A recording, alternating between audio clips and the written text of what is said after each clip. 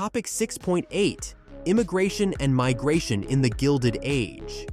Give me your tired, your poor, your huddled masses yearning to breathe free, the wretched refuse of your teeming shore. Send these, the homeless, tempest-tossed, to me. I lift my lamp beside the golden door. Emma Lazarus, The New Colossus, 1883. Later inscribed on the Statue of Liberty Learning Objective. Explain how cultural and economic factors affected migration patterns over time. In 1893, more than 12 million people attended a World's Fair in Chicago, known as the World's Columbian Exposition.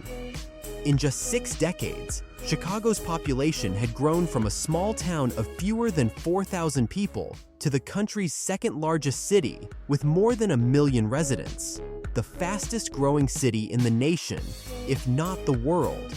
However, visitors complained of the confusion of tongues, worse than the Tower of Babel, for in 1893, Chicago was a city of immigrants. More than 3/4 of its population were either foreign-born or the children of the foreign-born. Growth of immigration. The growing connections between the United States and the world are evident during this period, especially in the area of immigration. In the last half of the 19th century, the U.S. population more than tripled, from about 23.2 million in 1850 to 76.2 million in 1900. The arrival of 16.2 million immigrants fueled the growth. An additional 8.8 million more arrived during the peak years of immigration, 1901 to 1910.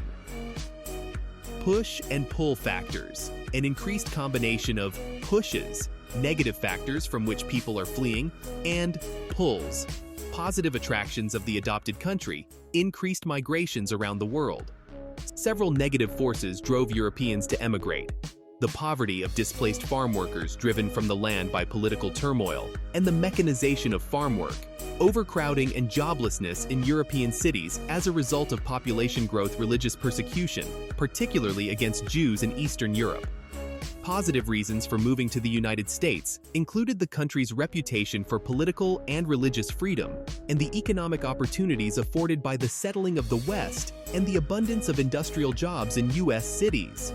Economic opportunity fluctuated with the economy. The years of prosperity attracted more immigrants than did the years of depression. Furthermore, the introduction of large steamships and the relatively inexpensive one-way passage in the ship's steerage made it possible for millions of poor people to emigrate. Old immigrants from Europe. Through the 1880s, the vast majority of immigrants came from Northern and Western Europe, the British Isles, Germany, and Scandinavia. Most of these old immigrants were Protestants. Their language, mostly English-speaking, and high level of literacy and occupational skills made it relatively easy for these immigrants to blend into a mostly rural American society in the early decades of the 19th century. However, Irish and German Roman Catholics faced significant discrimination. New immigrants from Europe beginning in the 1890s and continuing to the outbreak of World War I in 1914, the national origins of most immigrants changed. The new immigrants came from Southern and Eastern Europe. They were Italians, Greeks, Croats, Slovaks, Poles, and Russians. Many were poor and illiterate peasants who had left autocratic countries and therefore were unaccustomed to democratic traditions. Unlike the earlier groups of Protestant immigrants, the newcomers were largely Roman Catholic, Greek Orthodox, Russian Orthodox, or Jewish. On arrival, most new immigrants crowded into poor ethnic neighborhoods in New York, Chicago, and other major U.S. cities. An estimated 25% of them were birds of passage, young men contracted for unskilled factory, mining, and construction jobs, who would return to their native lands once they had saved a fair sum of money to bring back to their families. Immigrants from Asia. The first large migration of Asians to the United States came from China after gold was discovered in California in 1848. Passage of the Chinese Exclusion Act in 1882 ended the immigration of people from China. See Topic 6.9. However, Japanese, Korean, and Filipino immigrants found work in Hawaii, and some settled in California and other states. The first immigrants from South Asia arrived in the early 1900s.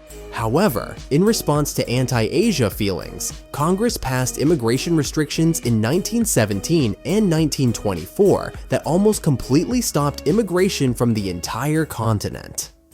Only Filipinos, because the United States took possession of the Philippines in 1898, could immigrate.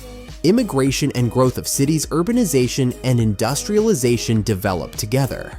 Cities provided both laborers for factories and a market for factory-made goods. The shift in population from rural to urban became more obvious with each passing decade. By 1900, almost 40% of Americans lived in towns or cities. By 1920, for the first time, more Americans lived in urban areas, then defined as places with 2,500 people or more than in rural areas. People moving into the cities included both immigrants and internal migrants born in the rural United States. In the late 19th century, millions of young Americans from rural areas decided to seek new economic opportunities in the cities. They left the farms for industrial and commercial jobs, and few of them returned. Among those who joined the movement from farms to cities were African Americans from the South. Between 1897 and 1930, nearly 1 million Black Southerners resettled in northern and western cities. Patterns of urban development cities of the late 19th century underwent significant developments. Not only did they grow in size, but also their internal structure and design changed. Mass transportation had the effect of segregating urban workers by income.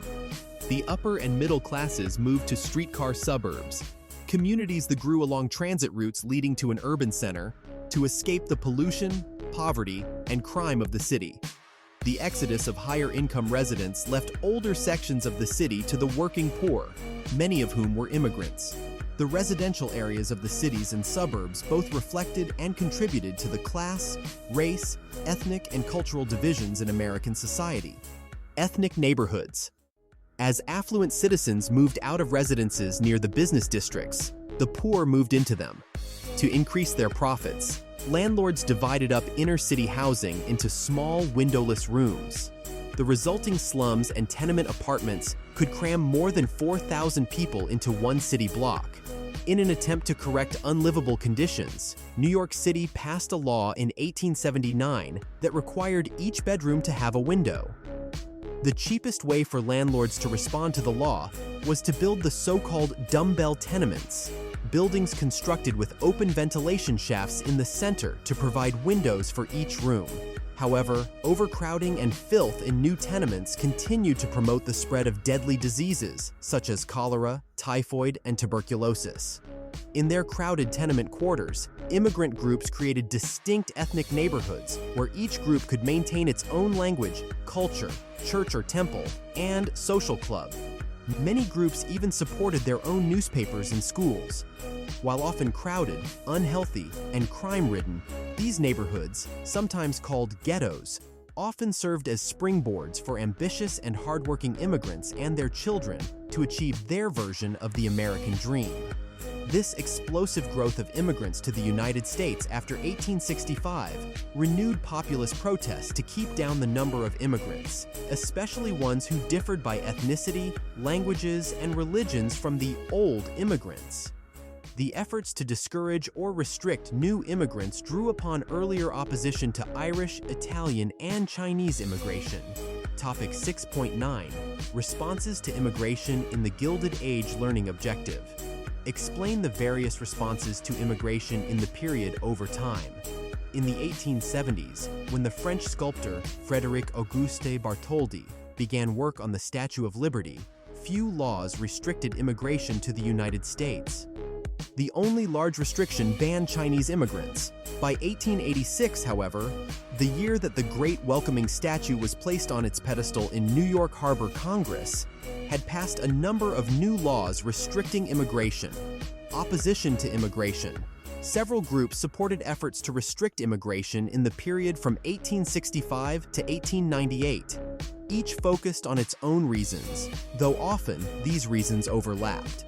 Labor union members were motivated by economic concerns. They resented that employers used immigrants to depress wages and break strikes. Employers benefited from competition among workers for jobs, but they feared that immigrants would advocate radical reforms. Business owners often blamed strikes and the labor movement on foreign agitators. Nativists felt alarmed that immigrants would not only take their jobs, but would also weaken the culture of the Anglo majority. Often, nativists were Protestants who were openly prejudiced against Roman Catholics. The largest anti-Catholic organization of the 1890s was the American Protective Association.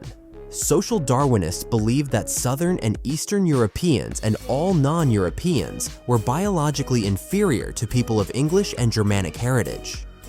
This idea was supported by many of the leading biologists of the 19th century before it was completely discredited. Restrictions on Chinese and other immigrants. The first major laws limiting immigration based on race and nationality targeted the Chinese. This hostility toward the Chinese mainly came from the Western states. In many mining towns, half the population was foreign-born, and often most of these were Chinese immigrants. In response to pressure from native-born miners, California passed a miner's tax of $20 a month on all foreign-born miners. Then, in 1882, Congress passed the Chinese Exclusion Act, which banned all new immigration from China. The restrictions were not fully lifted until 1965.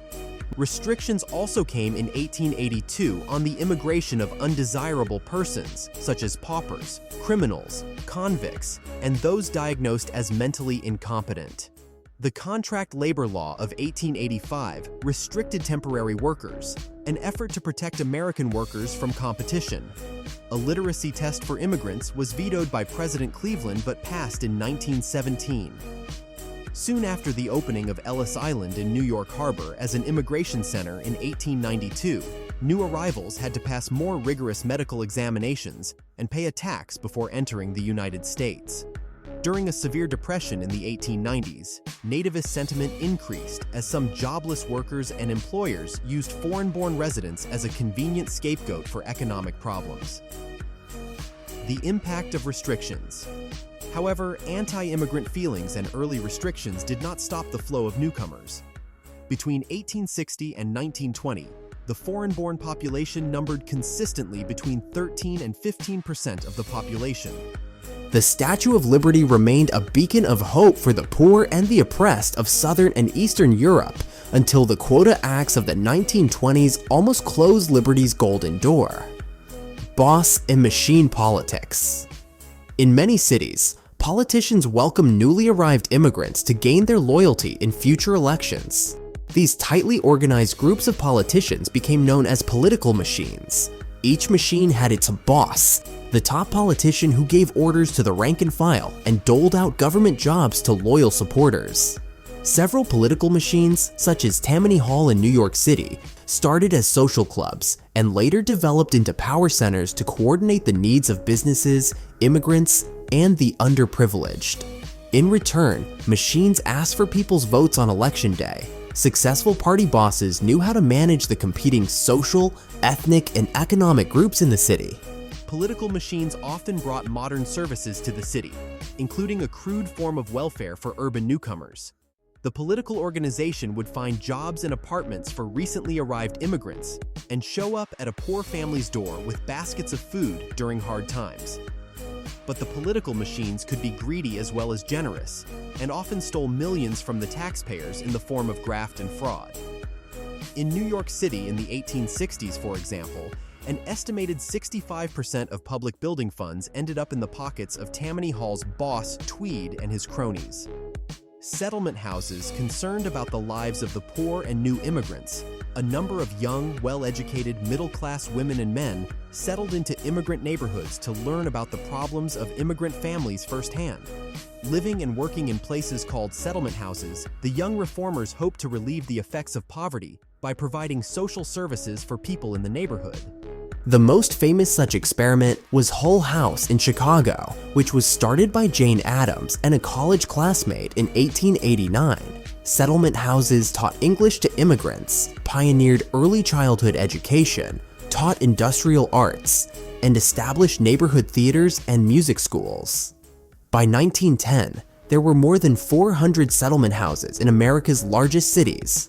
Although many immigrants remained in low-paying jobs and lived in relative poverty in tenements, their children who took advantage of public education and the many opportunities of the industrial economy did join the growing middle class of this period.